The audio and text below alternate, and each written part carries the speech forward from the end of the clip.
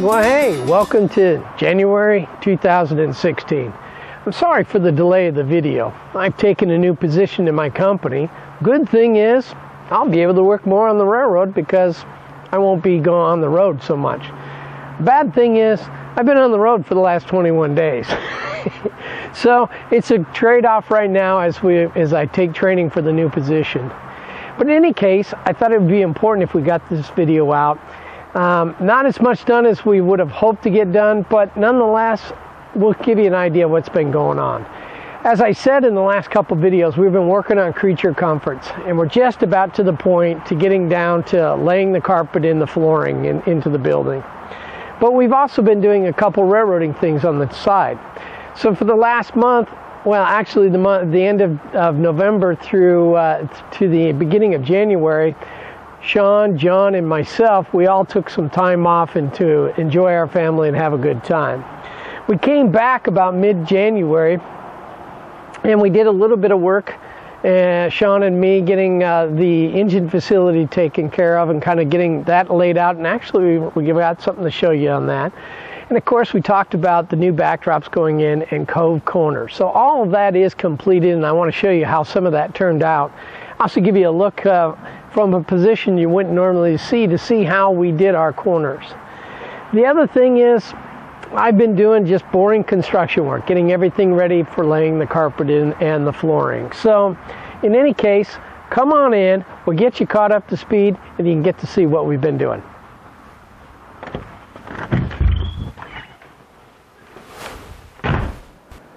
Well, here we are in the corner, and this is the corner that Sean and John and me decided to kind of cut out and make some changes. So what we did is we kind of took some of the space from here, which is plenty of space for us, and we took it over so that we could use it on the engine facility, which happens to be on the other side of this backdrop. But as you can see, we took this is nothing more than just simple plastic that we've molded, just simply formed it into the wall, and you may or may not be able to see that we've got the clouds already painted in and this is ready to go. I actually did 4 corners at the same time. So those 4 corners have all been converted and turned over to these plastic cove corners. I really like the effect of it. The camera can't really catch the corners. You can a little bit from the curtain up above, but it's a really nice effect and it looks really good. And I'll take a picture up on top so you can see how it looks like from the top looking down. But in the meantime, let's head over to some of the other corners in the engine facility. Okay, so here we are at the south end of Denver, and I actually have spent the time drawing Denver and the engine facility out. We're going to take a look at what I have been working on, Sean and me both. This is the actual drawing, and already we've made some shifts. We've actually moved the engine facility more straight into here. That looks for a more natural looking ladder. It also facilitates some of the things. And when we take a look back here, you look back here in the corner, you can see that where the engine facility is, again, that's one of those cove corners that's kind of disappeared there. So that's kind of starting to work out really well, and I really like it. One of the things in order to do this engine facility is, of course, the important aspects of instructions. And I can't emphasize this enough. When you're working with this many different pieces that are going to interact with the locomotives and everything, it's really important to kind of have an idea of what you want to do. So you could see I have a coaling tower here. I'm going to do a little customizing to that, but I'm going to use that as the basic coaling tower because it actually looks very similar to the one in Denver. I also have an ash pit, sand pits, everything, or sander, dry sanding, and everything. And all of that has to actually be figured out, and it really helps if you can take a look at those instruction sheets, see where the center lines for the tracks are going to be and how they're going to turn out. So in a minute here, we're going to move the camera here. We're going to get up and we'll take a look at how things have begun to being laid out, and some of what we do when we take a look at putting this all together.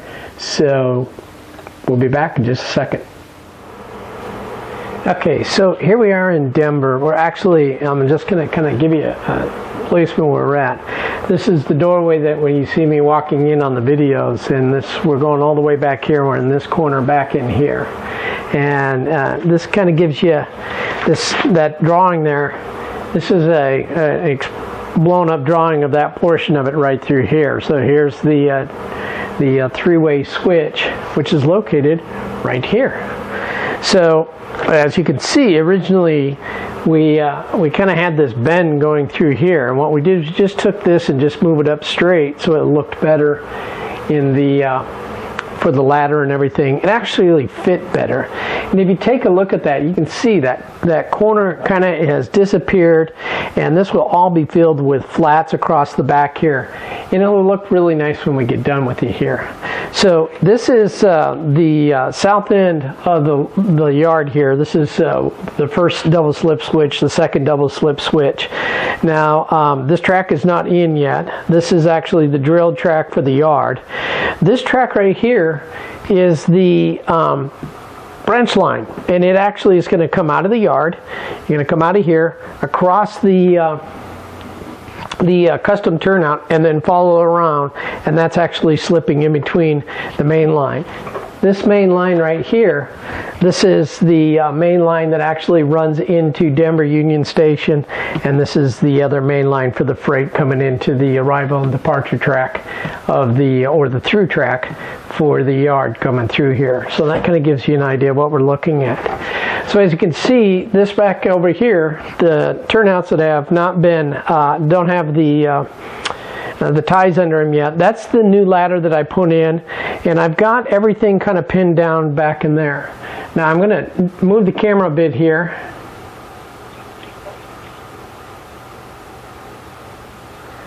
And let's see if we can't do a little adjustment here so it's not quite so difficult to see. So right back in here you can see there's a couple paper turnouts. Those turnouts are actually templates from Fast Tracks, and I use those templates to kind of make sure that my idea is going to work.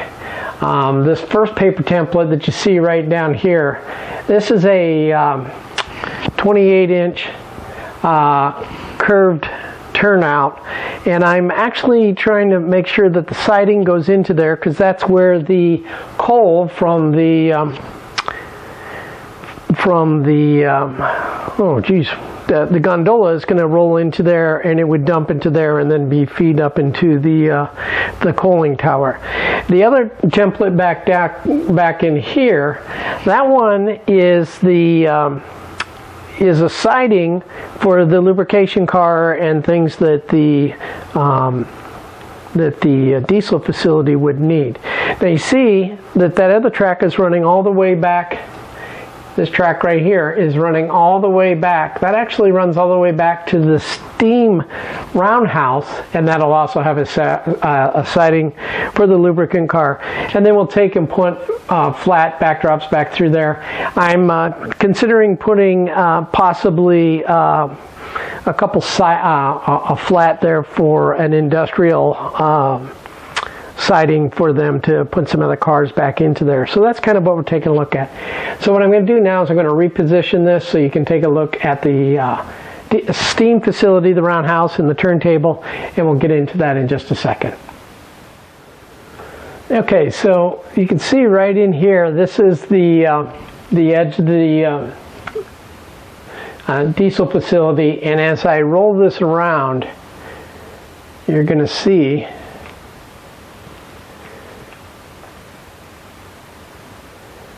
this is the steam facility here. So this is the part that we bumped out, and we kind of robbed some of the space over from the other side. Now I've got the curtains actually pulled back, because in a minute we're going to take a look at how the top of the backdrop looks.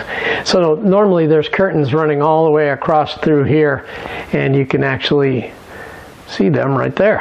and I just got them pulled back so we can take a look at this.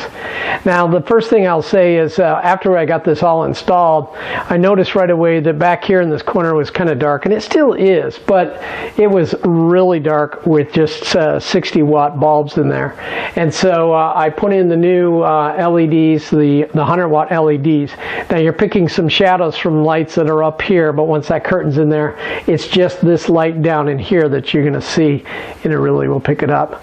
So this is Walter's 130 foot turntable, and it's installed. It's really important to get that kind of level, and that's all been put in nice and level. It's all set and ready to go. As you can see, the tracks are all pinned and ready to go into place. Now that's pretty darn close to the final position, but as you can see back down in here, maybe you might be able to tell there's still ties on there, and those ties have to actually be pulled out so that it sets up flush and that the tracks will all be level. But I don't want to do any of that until I've got everything set in place, and then I'm actually going to lay from this position all the way back to the turnouts, and that way the turntable will line up perfectly and we don't have an issue. Now over in here you can see that the footprint for the roundhouse is actually in place, and its foundation's not entirely in place, but it gives me a good look at how it's going to fit into there and everything overall. So that's kind of what we've been working on. I'm going to take a quick jump. We're going to take a move and we'll take a look at the top of this backdrop up here. But again, you can see this is nothing more than 30 thousandths plastic, and you can't see the seam at all where it comes into there. It just is not to be seen as it comes in from either side there. And it'll look great once the backdrop's in there. And the corner just kind of fades away as well. So 1 second here and I'll show you what the backdrop looks like from the top. So here we are, and I'm hoping my face is not entirely cut off, but we'll see. Nonetheless, this is the plastic right here, and you can see it's just sitting there nice and wobbly, but it just creates the backdrop as it comes all the way around here. It makes a split out and then Y's into this to form this nice round curve going through here. It's nice and secure through here, and once this all gets built, this backdrop will just be something that you kind of take a look at. It'll be kind of nice overall. So in any case, that's how it's going this month. Thank you, and sorry again for being delayed on this, but hopefully things will be moving along much quicker. A little delay as we'll be working on some of the creature coverings. I'm hoping this weekend to actually get some of the urethane laid down so I can start laying carpet and then putting the flooring down. So in any case, have a great January and a great February, and until then, happy modeling.